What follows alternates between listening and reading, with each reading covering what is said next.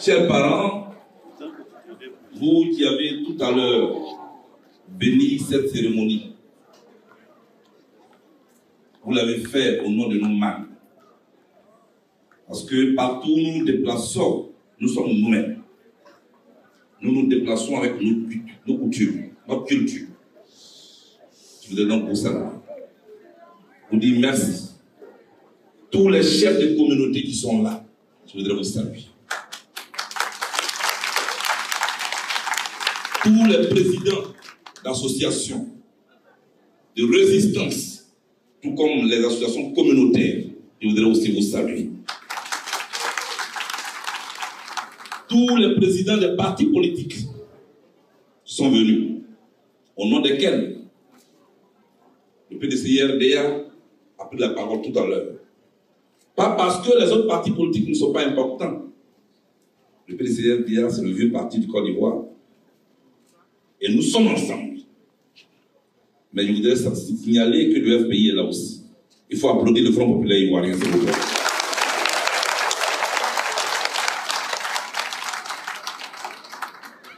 Je voudrais saluer la résistance.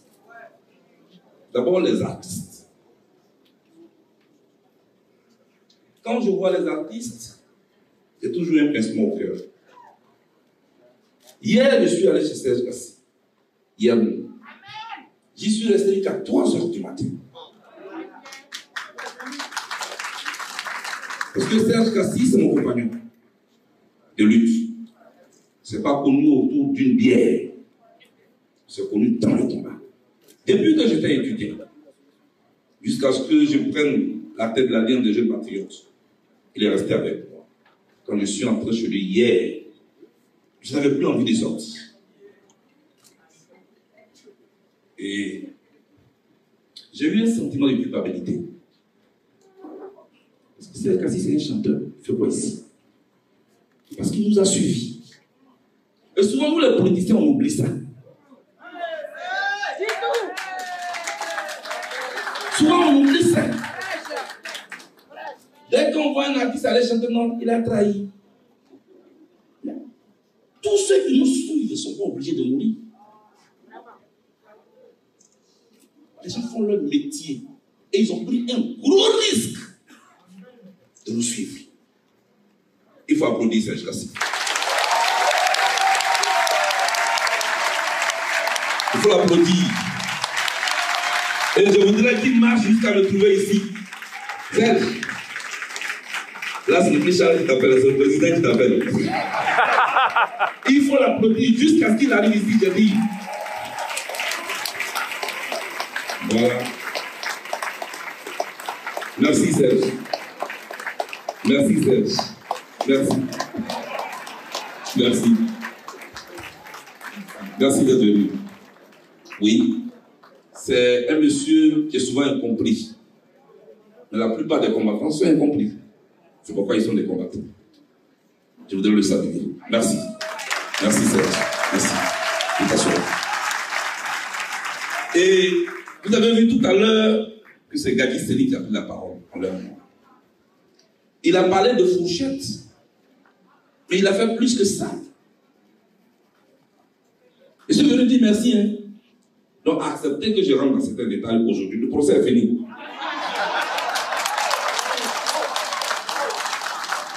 Gadi Seli n'a pas que laissé les fourchettes. La Côte d'Ivoire était à terre. Moi j'étais à San Pedro.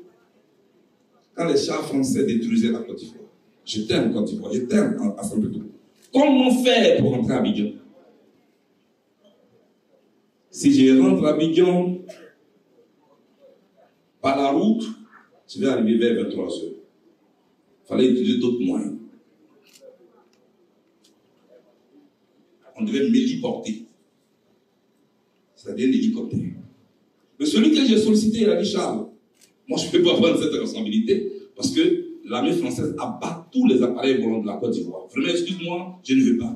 J'ai dit, mais je te demande de m'envoyer un hélicoptère. Maintenant là. Il dit, mais on abat tous les avions. J'ai dit, je te demande de. Est-ce que l'hélicoptère est là? Il dit oui. Il dit, mais toi, tout ce que je te demande, il faut le déposer ici. J'étais avec Annie Kelly, qui est là aussi, il faut la saluer.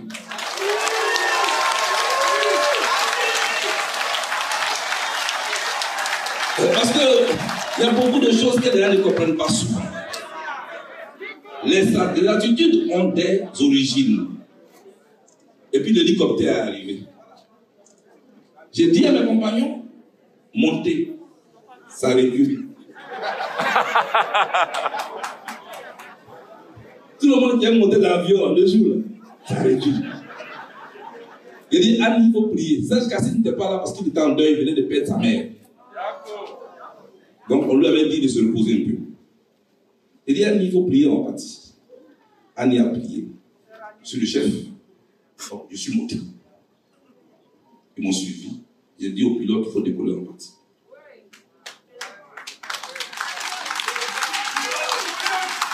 Mais je ne comptais sur rien. J'avais pour moteur ma conviction pour mon pays. Et puis Dieu. Et en plein vol, 5 jours, le pilote me dit, il faut porter tes casques et aller parler. Je mets les casques, mais pas. Il me dit que l'hélicoptère ne peut pas atterrir à l'aéroport. L'armée française a pris l'aéroport. On est en l'air. Je ne peux pas expliquer aux autres. Je suis en train d'appeler David, Isaac, tout le monde dans la Bible. Moi, c'est D'abord, Richard me dit, mais président, il y a quoi? Il dit, il faut me laisser. Je suis en train d'appeler David. Je lui dis, dépose-moi à Figayo. Il dit, non. C'est pas un paca. Je ne peux pas vous déposer à Figayo. Mais bref, nous finissons par atterrir au camp d'Akwedo. Et oui, quelque chose que je n'ai jamais dit, oui, comme ça j'existe, il insiste. Et quand l'appareil atterrit, il est encerclé immédiatement par les militaires qui voulaient tirer sur l'appareil. Parce que le chef d'état-major en son temps, qui était dans le coup, a dit à l'armée que c'était un appareil ennemi. Et le pilote me dit, Blaise, il faut descendre. J'ai dit, mais toi, il faut descendre. Et il me dit, non, ce sont des jeunes, la plupart des militaires qui sont là. Moi, ils ne me connaissent pas. Je suis un militaire, je suis un pilote parmi tant d'autres. Toi, il faut montrer ton visage, tu vas nous sauver. Donc, j'ai mis les mains en l'air et je suis descendu de l'appareil. C'était un risque. C'était un gros risque. Dès que le premier jeune m'a vu, il a parlé en langage militaire, il dit c'est le général abrégé. Et ils ont déposé leurs fusils tous.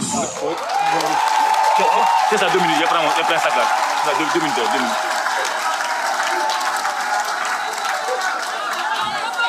Grand frère Gadi, c'était chaud. C'est-à-dire, Abidjan était un cimetière. J'ai juste réuni mon équipe, j'ai dit, tout ce que je vous demande, écoutez-moi. On a atterri, non? Écoutez-moi. Je vais parler au président Gbagbo. Je veux le voir. Comme on ne dit pas ce qu'on se dit avec un chef, je ne vous dirai pas ce que je me suis dit avec le président Gbagbo. Et c'est un principe que je me suis imposé. Des gens m'acculent souvent pour m'amener à me défendre, pour parler. Non. Quand on a été dans un bois sacré, quand on sort, on ne dit pas les secrets du bois sacré.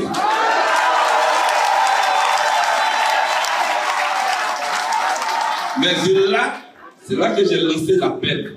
Si tu dors, réveille-toi. Si tu es en train de manger, arrête de manger. Mais les gens étaient dans la rue, il fallait que je leur parle dans la rue. C'est Gadi Seli qui est là, que j'ai appelé. Il dit, trouve-moi une sono maintenant. C'est un mot d'ordre général. Bon, le grand frère me regarde, il me demande, mais est-ce que le gars là, il m'aime? Parce que ça dépend du lieu où il va aller prendre la sono. On est à Cocody, il doit aller prendre la sono à Port-Boué. L'aéroport est occupé, les ponts sont occupés par l'armée française. Et j'ai dit à Gadi Seli, va. C'est qui a sauvé Gadi Seli? Il avait une carte de 10 ans, français. C'est ce qu'il a montré sur le pont et puis il est passé. Et il l'a ramené. Je voudrais qu'on applaudisse très fort Gagny Sely, s'il vous plaît. Merci, King. Merci beaucoup. Mais Gagny Sely, tu sais que la salle est bourre, on ne te voit pas. Ouais, c'est vrai. Il faut te lever, on va te saluer. Applaudissez très fort Gagny Sely. Merci. Et j'ai salué les artistes et tous les artistes. Je ne vais pas citer chacun et chacune, mais les artistes aussi tradis modernes qui sont ici, en France, qui ont beaucoup porté le flambeau, Trigagnaouri, les filles des Saïwa et toutes les autres, les étoiles des Dibérois, tout le monde, vous tous, ceux que je n'ai pas cités, excusez-moi, parce que la liste est longue, mais sachez que je suis venu pour vous dire merci. Et puis il y a la société civile. Boga Sako a pris la parole tout à l'heure. À côté de lui, il y a Christian Wagbe qui est assis là, son compagnon fidèle. Merci beaucoup. Boga Sako aussi, je ne le connaissais pas bien. Mais il y avait des débats. Je lui ai dit, je l'ai appelé, je ne le connaissais pas. Mais il a accepté, grâce à nos rapports, de venir à la télévision, enlever son manteau de société civile pour mener le combat. Quand je le vois aussi, j'ai un sentiment de culpabilité. Parce que s'il ne m'avait pas suivi, il ne serait pas ici. Jusqu'à ce que tu rentres dans ta maison. Tranquille. Et sache que nos prières t'accompagnent. J'ai salué tout le monde. J'ai salué toutes les associations. J'ai salué les chefs. J'ai salué les partis politiques. Je ne vais pas oublier pour moi. J'ai salué le Gogel qui est présent ici.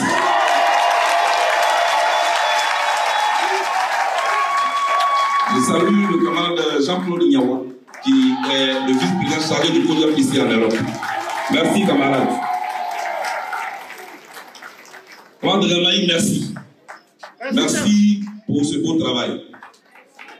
Après les remerciements, je voudrais maintenant parler du sujet pour lequel je suis là.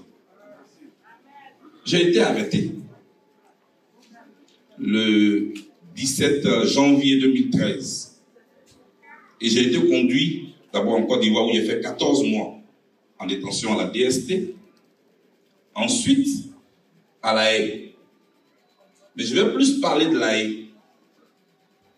Je suis arrivé dans la nuit du 23 au 24 mars 2014 pour rejoindre le président Laurent Gbagbo.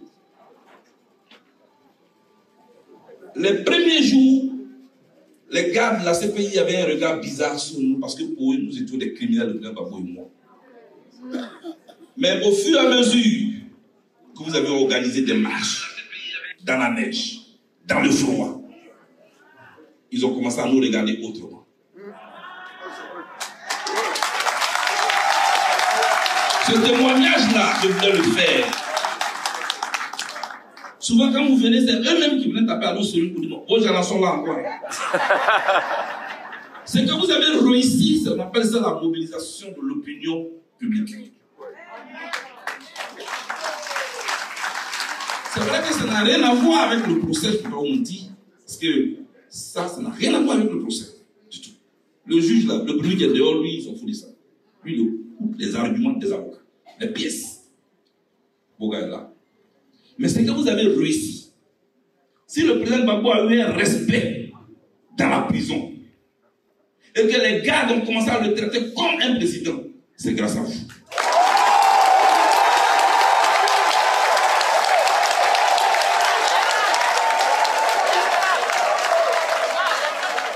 Et il n'y a pas une autre bouche plus autorisée que la mienne pour le dire. Parce que tous les autres là, ils viennent de pays sans moi. Moi, je reste dedans à le président. Je sais de quoi je parle.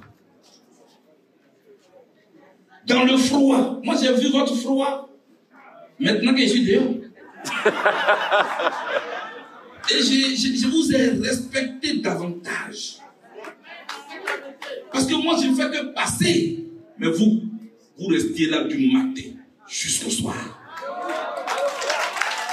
Vous laissez vos enfants ici à Paris, en Allemagne, en Belgique, à Londres, et vous en Italie, en Espagne, vous veniez de partout. Quand dans ce froid-là, j'ai dit oui, il mérite respect. C'est comme ça que l'idée a germé dans ma tête. Je dis non, il faut que je leur dise merci. Mais la précision que je voulais faire, c'est que ce merci-là, il n'est pas personnel. Ne dites pas, Gbagbo est parti, nous a pas dit merci, puis Bleu Goudi est venu dire merci. Non. Gbagbo, c'est moi. Moi, c'est Gbagbo.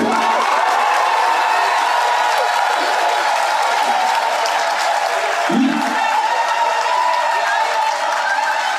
Gbagbo, c'est moi. Moi, c'est...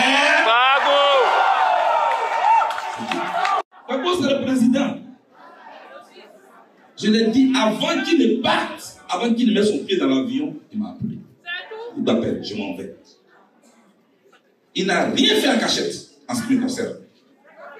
Je voudrais mettre fin à ce faux débat.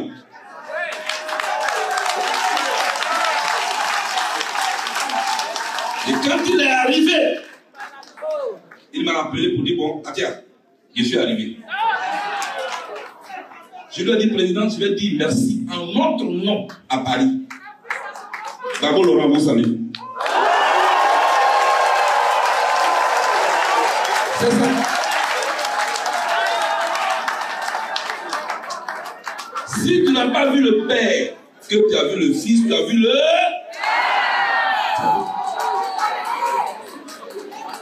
Je souhaite que pour ce combat pour lequel vous avez bravé le froid, pour lequel beaucoup d'hommes sont morts, des tuteurs hier sont venus de sous-couvert, des gens qui étaient au firmament de leur carrière vivent dans le dénuement aujourd'hui. Pour ce combat-là, nos sentiments et nos émotions n'ont plus de place. Pour ce combat-là, nos petites frustrations n'ont plus de place. C'est pourquoi je suis venu. C'est pourquoi je suis venu. Chers parents, c'est pourquoi je suis là. Je suis là pour vous traduire notre reconnaissance, le président Gbagbo et moi. Si quelqu'un vous dit que Gbagbo ne reconnaît pas vos efforts, il ne dit pas vrai.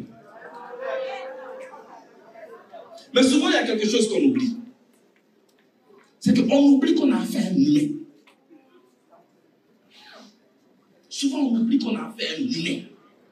Le poids que Gbagbo porte est trop lourd. J'ai vécu avec lui, nuit et jour, dans une cellule 24 heures sur 24. Je peux même dire que je le connais plus que ses enfants biologiques. Parce qu'il y en a qui ont connu le président Gbagbo au palais. Il y en a qui ont connu l'opposant Gbagbo. Et puis il y en a qui connaissent l'humain Gbagbo, l'être humain. Moi j'ai connu les trois Gbagbo. J'ai connu, Boga, j'ai connu l'opposant parce que j'étais étudiant. J'ai connu le président. Et j'ai connu l'être humain dans sa simplicité, dans une cellule de prison. J'insiste là-dessus. Il pense à vous. Mais moi, je peux me permettre de parler comme ça. Mais Gbagbo, c'est un président. Il vient d'arriver après 10 ans d'absence. Je n'ai pas dit 10 jours. Je n'ai pas dit 10 mois. Laissons-le prendre ses marques. Laissons-le s'informer. Et Gbagbo que moi je connais là, il va vous parler.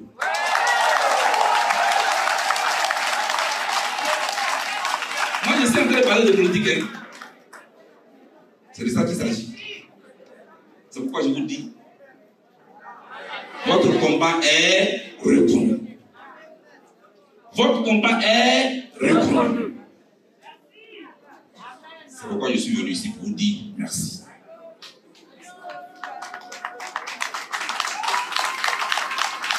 Le 31 mars, nous sommes sortis de prison, définitivement. C'est votre victoire. C'est votre victoire. Logiquement, on devait s'organiser pour célébrer cette victoire-là jusqu'au matin. Parce que vous avez droit à ça. Vous avez trop souffert. On vous dit merci. La question qu'on va poser maintenant, c'est, vous avez fait tous ces efforts-là, c'est pourquoi? C'est là qu'on va commencer à ne pas être d'accord. Pourquoi vous êtes battu pour que Gbagbo et moi soient libérés? Est-ce que c'est pourquoi on s'insulte après? Est-ce que c'est pourquoi on s'expose à la risée de nos adversaires? Pourquoi vous êtes mobilisés? En tout cas, moi, Charles Blé Goudé, j'ai accepté la prison. Ça, les gens oublient souvent. Que la prison, là, on appelle ça privation. Une orange que tu peux payer en 2 secondes dehors à la CPI pour l'acheter. Tu le commandes mercredi, ça vient jeudi 8 jours après. Et tu dois écrire pour dire je voudrais acheter une orange. S'il vous plaît. Et on prend la feuille de ta commande là, on met ça au ministère de la Justice de la Hollande, qui va agréer que toi tu es autorisé à payer une orange. Je prends l'exemple de l'orange parce que ce n'est rien du tout. C'est dans ça que Gbagbo et moi on était. Et on était enfermés dans une cellule. Ceux qui vous disent qu'on n'était pas en prison dans un village, ce n'est pas vrai. Et vous ne trouverez pas un seul visiteur de Gbagbo qui peut témoigner de quelle était la cellule. Nous tous on était couchés en bas là-bas.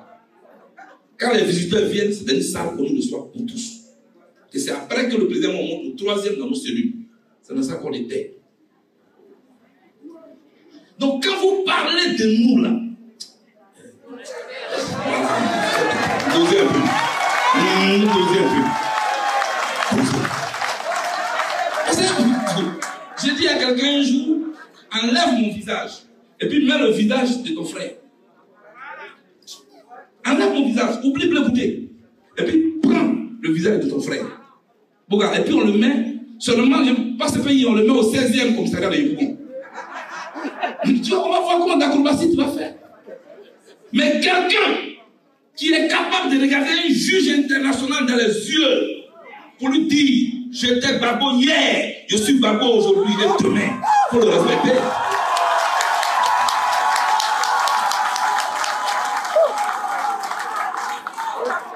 C'est une rencontre de vérité. Parce que dans ma cellule, j'ai souffert de beaucoup de calomnies. J'ai souffert. Si je n'étais pas fort dans la tête, je me serais déjà suicidé. Si je n'étais pas fort dans la tête, je me serais déjà suicidé. Parce que on m'arrête au Ghana. Mais c'est à vous que je pensais. C'est à vous que je pensais. Je me dis, mais si jamais un jour je sors, comment je les regarde? Ces visages que j'ai mobilisés, qui sont allés dans la rue, et parce qu'on m'a arrêté à ce pays, je vais tourner dos au combat? Non. Au contraire, vous m'avez donné la force. Et j'ai regardé le juge de la CPI dans les yeux. Je lui ai dit, chez vous ici, là, on m'a dit que quand on vient, on ne sort jamais. Mais je vous informe que moi, je vais sortir.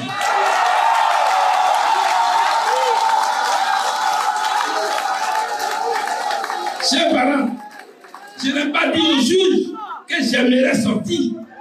Je soutenais ça. Dans cette prison, Bemba a été condamné à 18 ans, après il a été libéré. Dans cette prison, Ngwen Dominique a été condamné à 25 ans. Vous savez à quoi Gbagbo et moi on ressemblait? Comme de gros malades. Où tu es couché là, tu te réveilles le matin, à l'hôpital, et puis on te dit, ton voisin qui était là hier, il est mort. Et puis tu es couché là, tu dis, ouais, petit, tu as cherché, tu as trouvé. Et puis tu te réveilles encore le matin, tu dis, l'autre qui était là, il est mort.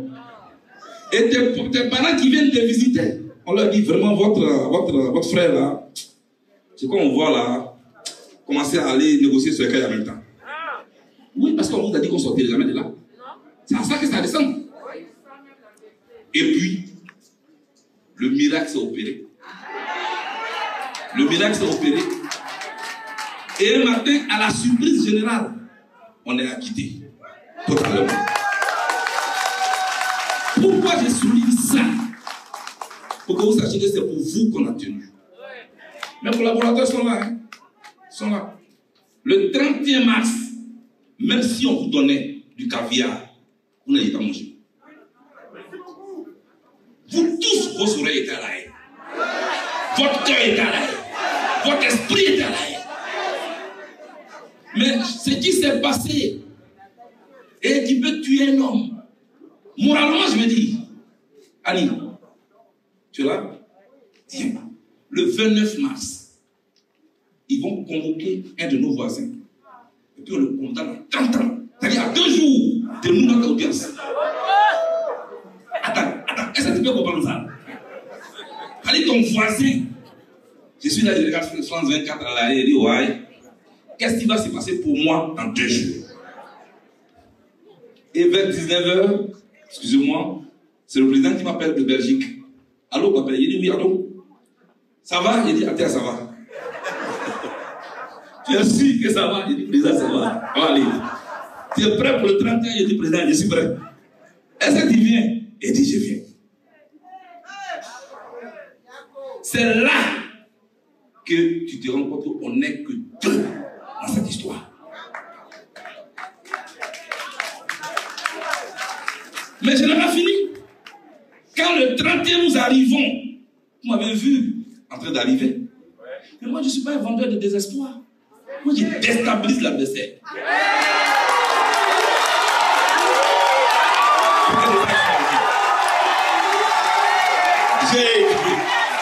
Je descends de ma voiture. Vous savez, je descends de la voiture. Abou Ghali. Je descends de la voiture. Quand je descends comme ça, je marche comme ça. C'est-à-dire que tu ne peux même pas savoir que l'homme qui est là, c'est son celui. Quand je rentre à la CPI, le président est assis à gauche là, je le salue, on essaie d'échanger un peu. On rentre dans la salle, les gars viennent de M. Bako passer ici, ce plaît passer ici. Et puis on rentre dans la salle. Gadi, la salle là, tu attends le mouche voler. Quelqu'un ne peut pas parler à son camarade. Puis on est assis là. On nous dit non, il y a une panne technique. Donc le procès ne va pas commencer maintenant. Vous avez vu une photo comme ça où j'étais avec le président? Là, le vieux m'appelle, il dit, il est quelle heure? Il dit, il est 15h15. On va commencer à quelle heure?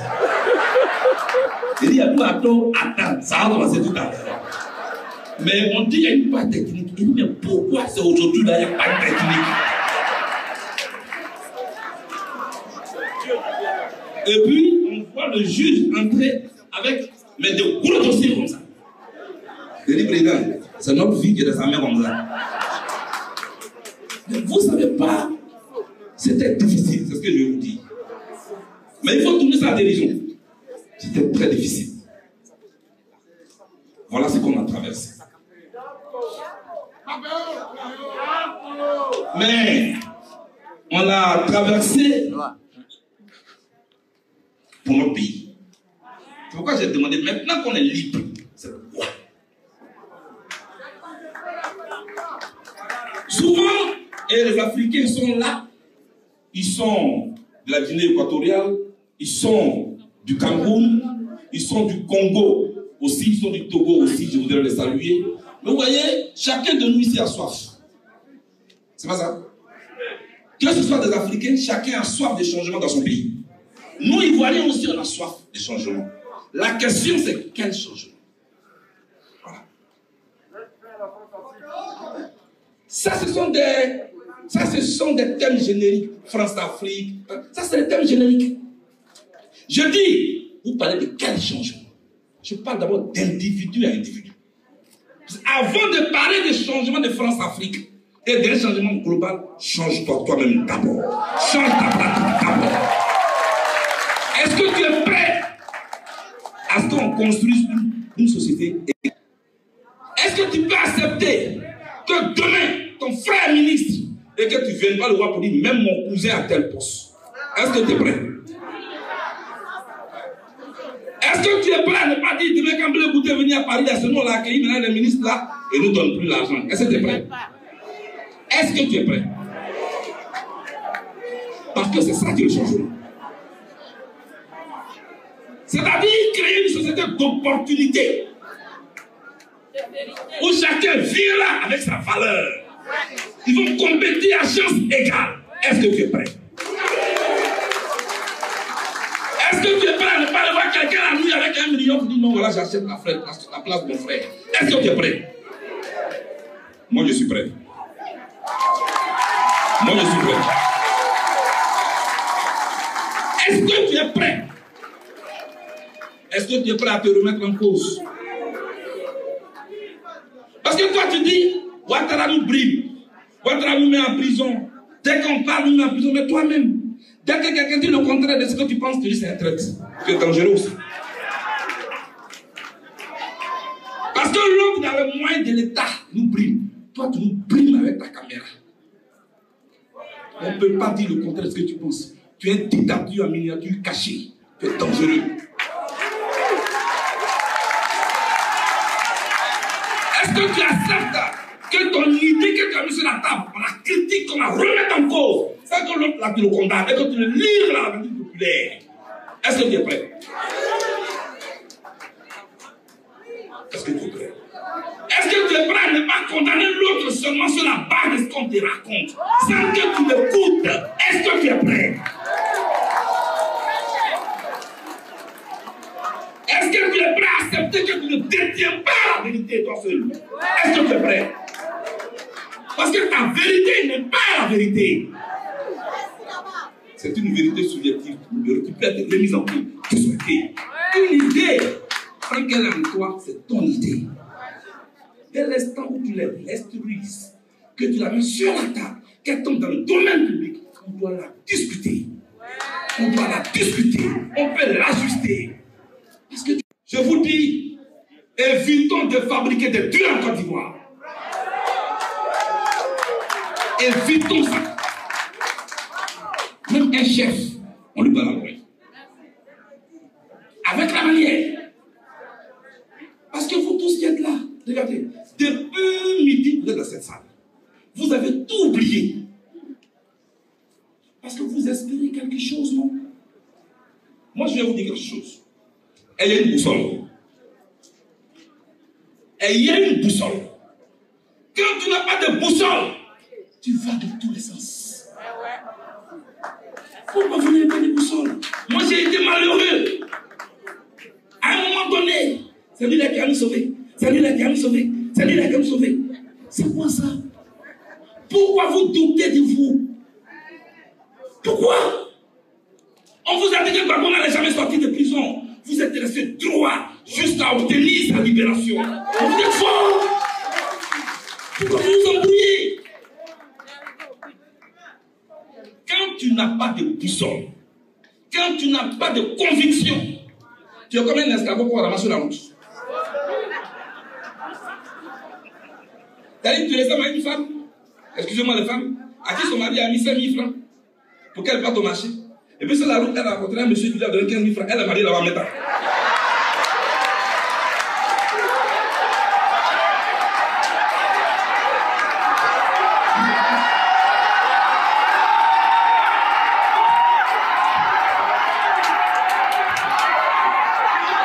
C'est ça.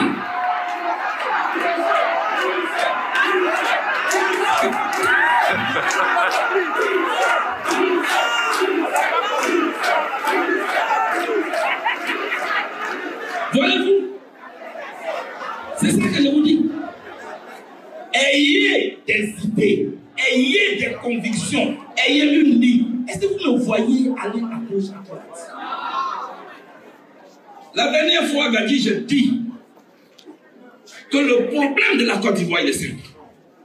Nous avons des gens qui refusent d'apprendre à grimper. Nous avons des politiciens qui refusent d'apprendre à grimper. Parce que ceux qui refusent d'apprendre à grimper, eux, ils ont besoin d'une tempête pour espérer avoir une mangue. C'est-à-dire qu'il faut que le vent violent souffle et ils vont venir ramasser le monde. C'est ça qui nous a mis dans ça. Et c'est dans ça qu'on est depuis. Ils refusent d'apprendre à grimper. Ils aiment la facilité. Ils aiment les raccourcis. Quand tu veux quelque chose, le temps n'est pas un problème pour toi. Les obstacles ne sont pas un problème pour toi. Et je suis venu vous dire que notre combat n'est pas encore terminé. c'est la fin d'une étape. C'est le début d'une autre étape. Quelle est cette étape-là? Construire un État.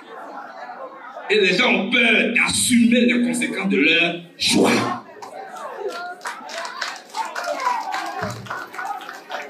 Moi, j'ai assumé les conséquences de mes choix. J'ai décidé de soutenir Gbagbo Laurent. Ça l'a conduit à la CPI. Ça m'a conduit à la CPI. Et je l'ai assumé. Et je l'ai assumé. C'est ça qu'on dit. On a toujours le choix. Mais chaque choix a une conséquence. Je suis venu certes vous dire merci. Mais je suis venu vous dire on va construire une nation. On va construire cette nation-là. Ce n'est pas une nation de bêtés. Ce n'est pas une nation d'Atier. Ce n'est pas une nation de Dida. Ce n'est pas une nation de l'Ouest ou de l'Est. C'est une nation plurielle dont la diversité est sa richesse. Elle s'appelle la Côte d'Ivoire. Regardez Abou Gallier, c'est pas où il est. Regardez Abou Gallier. Abou Gallier, il est de Touba. C'est-à-dire il est marocain, il est du Nord. Mais Abou Gallier, là, il a fait un choix. Et il assume les conséquences de ses choix. C'est mon conseil. Merci. Vous avez vu? Il faut qu'on ait des choix. Parce que je vous ai vu à un moment donné tanguer. Et je ne vous reconnaissais plus. De l'ombre de l'arbre. Pendant que l'autre qui n'était plus là. Nous, est-ce que nous sommes prêts à planter un arbre sans que forcément nous-mêmes on profite des fruits? Mais qu'on que demain nos enfants profitent. Parce que nos enfants nous regardent.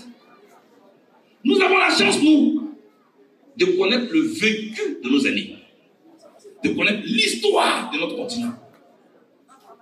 Mais quel pays, quel continent voulons-nous léguer à nos enfants? Boga s'en va en Côte d'Ivoire demain. Le 9 juillet, il va dans quelle Côte d'Ivoire? C'est la question. Sans mon pilon, ton mortier ne sert à rien. Voilà. Donc, on se met ensemble. On mutualise nos efforts. On mutualise nos intelligences. C'est seulement à ce prix-là qu'on peut gagner un jour.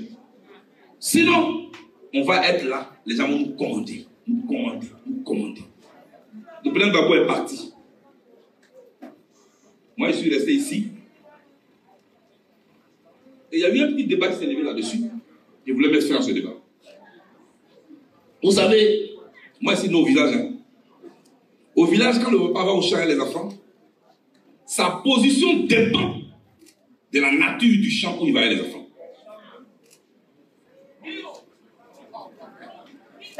Oh. Quand le père va dans un champ, l'enfant, et où il n'y a pas de danger, il est derrière et puis l'enfant est devant. Parce qu'il sait que l'enfant ne risque rien. Voilà la première position du père. Mais, quand le père va dans un champ inconnu, où il peut avoir un danger, ou un champ qu'il avait cultivé il y a des années, puis qu'il a abandonné, qu'il n'a pas vu il y a longtemps, peut-être qu'il y a des serpents là-bas, il dit à la femme, passe derrière, il passe devant. Il y a des voix. Moi je riais avec le président la dernière fois, avant qu'il ne parte. Ça s'appelait, je m'en vais, je dis président, depuis ici à quand t'attends là-bas. Bon, mais je vous dis que nous on n'a pas de problème. Parce que nous deux, on sait qu'on a une lourde responsabilité. Pardonnez, ne nous divisez pas, accompagnez-nous.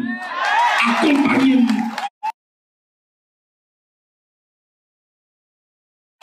Ne nous divisez pas. Ne voyez pas l'individu bleu-coudé. Si vous demandez, je ne demande pas à quelqu'un de m'aimer. Ma femme m'aime très bien, ça me suffit. Ma femme m'aime déjà, ça me suffit. Tout ce qu'on vous demande, accompagnez-nous. Ne nous divisez pas. Parce que nous voulons bâtir une Côte d'Ivoire qui a perdu toutes ses valeurs. Regardez aujourd'hui dans notre pays. Pour que quelqu'un devienne tout ce qu'on a, c'est puis c'est fini. C'est son coup à serrer, c'est une star. Ça veut dire que notre pays a perdu ses repères. Et on doit, quand on dit rebâtir la Côte d'Ivoire sur des bases, des valeurs, c'est ça que ça veut dire. Chères sœurs, chers frères, c'était important pour moi que je vienne ici. Ne vous inquiétez pas. Le président Gbagbo est parti en Côte d'Ivoire. Et on peut faire ça. On peut faire ça. On peut faire ça. Mais ça m'a troublé. Ça m'a troublé. J'ai dit, mais d'abord, en prison, il n'y a pas de drogue. Sinon, j'allais dire, j'ai plus que drogue pour frapper Gbagbo. Mais quelqu'un s'est assis là. Et il a imaginé son histoire. Non, il faut que je fasse mal à Blé Goudé. Comme les Ivoiriens aiment Gbagbo, si je dis que Blé Goudé a frappé Gbagbo, ils vont le haïr. On peut faire ça. Donc, c'est notre leader. Tout combat a un visage.